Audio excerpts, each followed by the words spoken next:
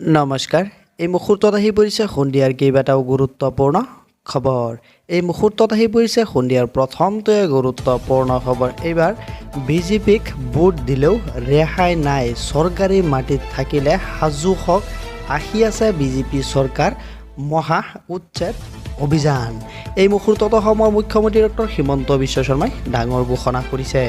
যিসকলে বিজেপিক ভোট দিছে তেওঁলোকেও ৰেহাই নাপাব উচ্ছেদৰ পৰা বুলি এই মুহূৰ্তত হুংকাৰ দিছে মুখ্যমন্ত্ৰী ডক্টৰ হিমন্ত বিশ্ব শৰ্মাই। মহা উচ্ছেদ অভিযান আহি আছে বুলি উল্লেখ কৰিছে।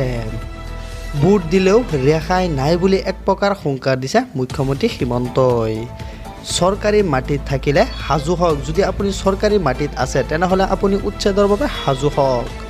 আহি আছে বিজেপি চৰকাৰৰ মহা উচ্ছেদ অভিযান। মহা উচ্ছেদ অভিযান আৰম্ভ হ'ব।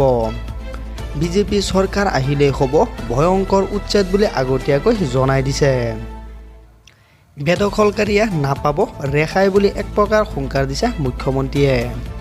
বেদখলকাৰীৰ মাজত লাগিব হাহাকাৰ, চৰকাৰ গঠনৰ আগতেই মুখ্যমন্ত্ৰীয়ে জনাই দিছে। অধিক কঠোৰ ৰূপত আহি আছে বিজেপি চৰকাৰ, অধিক কঠোৰ ৰূপত আহি আছে বুলি উল্লেখ কৰিছে। ফলাফলৰ পিছতেই চলিব বুলডোজাৰ, ফলাফলৰ পিছতে বুলডোজাৰ একশ্যন আৰম্ভ কৰিব বিজেপি চৰকাৰে। চৰৰ মাতাব্বৰৰ পৰা মাটি কাঢ়ি আনি দিয়া হ'ব বুলিও কৈছে। বৰ্তমানো ৰাজ্যত লাখ লাখ বিঘা ভূমি আছে, উচ্ছেদ কৰিবলৈ ইতিমধ্যে বাকী আছে। 20 পৰা 25 বছৰ পৰ্যন্ত লাগিব অসমৰ সকলো মাটি উদ্ধাৰ কৰিবলৈ বুলি মুখ্যমন্ত্ৰীয়ে কৈছে। এই মুহূৰ্তত আহি পৰিছে ডাঙৰ খবৰ, উচ্ছেদক লৈ কেইবাটাও মন্তব্য কৰিছে। এই মুহূৰ্তত আহি পৰিছে পৰৱৰ্তী গুৰুত্বপূৰ্ণ খবৰটো আহি পৰিছে। এইবাৰ পশ্চিমবংগত মুখ্যমন্ত্ৰী ডক্টৰ হিমন্ত বিশ্ব শৰ্মাৰ গৰ্জন। এইবাৰ পশ্চিমবংগত নিৰ্বাচনী সভাত অংশগ্ৰহণ কৰি মুখ্যমন্ত্ৰীয়ে ডাঙৰ মন্তব্য কৰিছে। বাবৰি মছজিদ কোনো পৰ্যায়ে বনাব নোৱাৰিব পশ্চিমবংগত বুলি এক প্ৰকাৰ গৰ্জন দিছে মুখ্যমন্ত্ৰী হিমন্ত বিশ্ব শৰ্মাই। পশ্চিমবংগত নিৰ্বাচনী সভাত অংশগ্ৰহণ কৰি এই ডাঙৰ মন্তব্য কৰিছে। পশ্চিমবংগত ডক্টৰ হিমন্ত বিশ্ব শৰ্মাই নতুন গৰ্জন আৰম্ভ কৰিছে।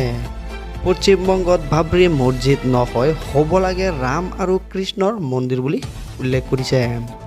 বাবৰি মছজিদ নিৰ্মাণ কৰিবলৈ বংগ কাৰো পৈতৃক সম্পত্তি নহয় বুলিও কৈছে। পশ্চিমবংগ কাৰো পৈতৃক সম্পত্তি নহয়, এয়া ৰবীন্দ্ৰনাথ ঠাকুৰৰ দেশ বুলিও কৈছে। ৰবীন্দ্ৰনাথ ঠাকুৰৰ পবিত্ৰ ভূমিত বিদেশী আক্ৰমণকাৰী বাবৰৰ স্থান নাই। উত্তৰ প্ৰদেশত এতিয়া কোনোবাই বাবৰি মছজিদৰ কথা ক'বলৈ সাহস কৰিব নেকি? অসমত সাম্প্ৰদায়িক মন্তব্য কৰিলেই পোনছাতেই পঠোৱা হয় জেললৈ। অসমত বিজেপি চৰকাৰ থকাৰ বাবে কোনোবাই এনে মন্তব্য কৰিবলৈ সাহস নকৰে বুলি উল্লেখ কৰিছে। বাংলাদেশী মুছলমানে হিন্দুৰ অস্তিত্ব নাইকিয়া কৰিবলৈ চলাইছে ষড়যন্ত্ৰ বুলি উল্লেখ কৰিছে। হিন্দু সংস্কৃতি ৰক্ষাৰ বাবে প্ৰতিটো বাংলাদেশীক ভাৰতৰ পৰা খেদি পঠিয়াব লাগিব। পশ্চিমবংগৰ মাটিত থিয় হৈ বিৰোধীক তুলনা কৰিছে এইবাৰ মুখ্যমন্ত্ৰী হিমন্ত বিশ্ব শৰ্মাই।